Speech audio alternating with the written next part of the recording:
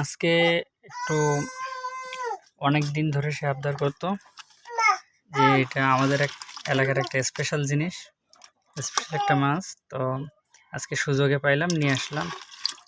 নেশার পরে আজকে এটা রান্না এবং রেসিপি সহ অনেকদিন পরে আপনাদের সাথে রান্নার কোনো রেসিপি শেয়ার করব।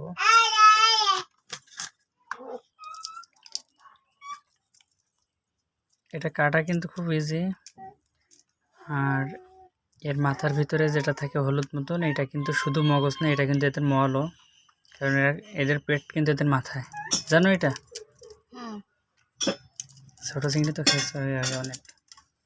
আর এই মাছগুলো কিন্তু ছুলে ফেলতে হয়, যে ছালটা উঠাই ফেলতে হয়।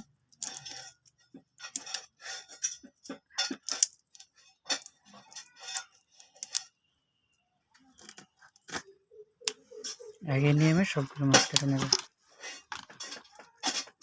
এই যে এই পাশে আরেকটা হলো ছোড়া কাটতেছে।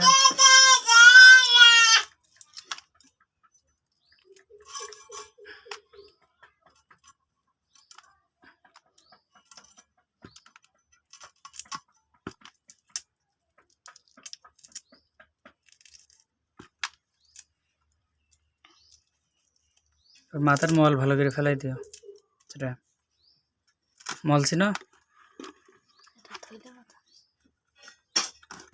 ওটা দেখাই দাও, এটা কিন্তু পারবে না। এখানে 1 লিটার খাঁটি দুধ নিয়ে আসলাম। আসলে আমাদের দিকে কোনো গরুর ভিডিও করতে দেয় না, সেজন্য দুধ দোয়ানো এবং বাদবাকি প্রসেসটা আসলে দেখানো সম্ভব হয় না। দুইজন গেছিলাম হাঁটতে হাঁটতে, যে 1 লিটার দুধ সংগ্রহ করে নিয়ে আসলাম।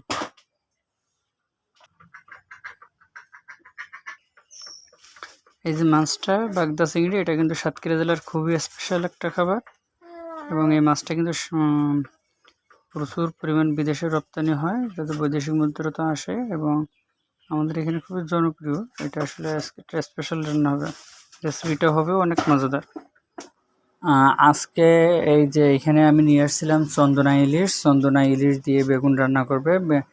সেই বেগুনি রেগুলার রেসিপি মশলার পাশাপাশি সে কিন্তু একটা স্পেশাল রেসিপি, একটা স্পেশাল মশলা ব্যবহার করে, সেটা কিন্তু আজকে কথায় কথায় সে শেয়ার করলো। তার ভিডিওগুলো ফাস্ট করার কারণে সে আমাদের অরিজিনাল কথোপকথনগুলো হাইড করা হয়েছে। সে কিন্তু সরিষা বাটা ব্যবহার করে।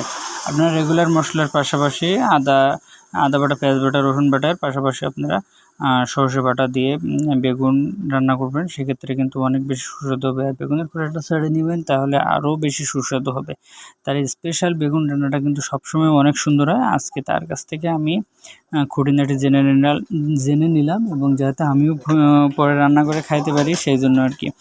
আজকে রেসিপিটি আসলে স্পেশালি বেগুন রান্নার নয়, আজকে রেসিপিটা আমরা সারাদিনে কি করলাম, এবং বিশেষ করে অজিহারাম্মু আমাদের এখানে চিংড়ি মাছটা খুব খাইতে, সে শুনছে যে চিংড়ি মাছটা অনেক সুস্বাদু হয়, সেজন্য আজকে মূল ফোকাস হলো চিংড়ি রান্না। তো বেগুন রান্নাটা আমাদের কমপ্লিট, এবার চিংড়ি মাছ রান্না হবে। খাঁটি সরিষার তেলের কি যে এক ফ্লেভার! মাছগুলো আগে ভেজে নেব।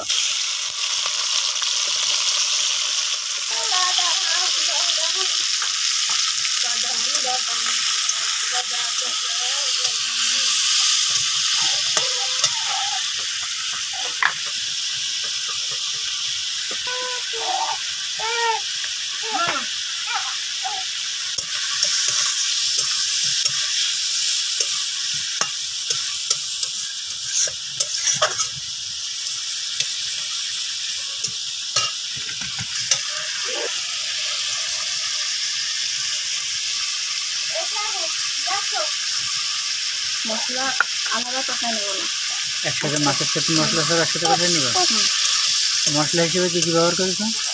আদা বাটা, রসুন বাটা, পেঁয়াজ বাটা, কাঁচামরিচ, ন্যাচারাল যেগুলো ব্যবহার করে।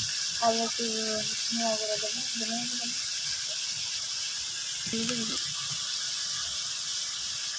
দেবো, ধনিয়া গুঁড়া।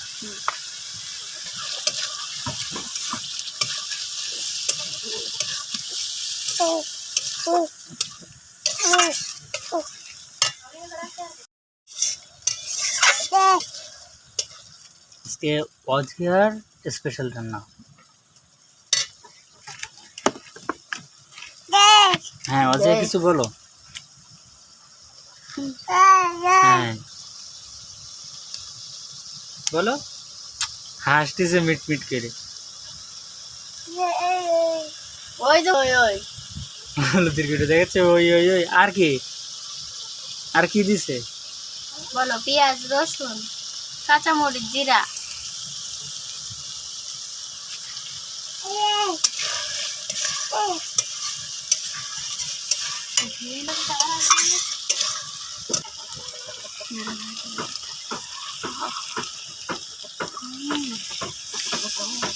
কি স্বাদ!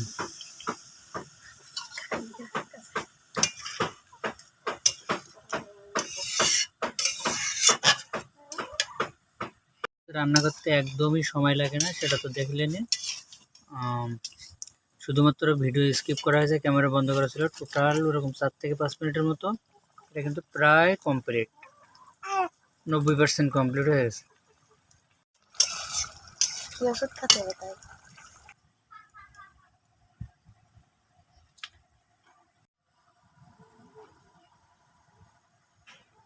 পাঙাশ মাছ, পুকুরের পাঙাশ। টমেটো দিয়ে ওর সঙ্গে টমেটো কথা বলি। ফ্রিজে ছিল আমার স্টোর করা।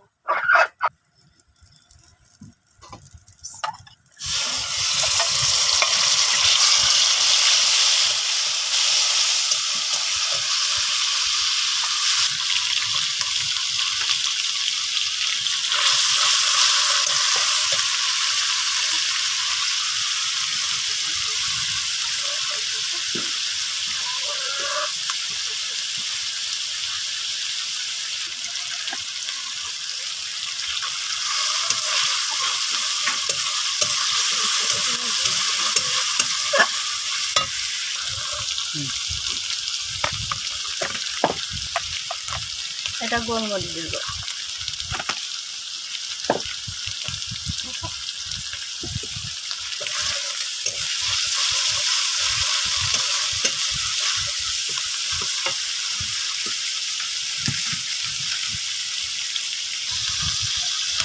দুটো এলাচ বাটাই দেব,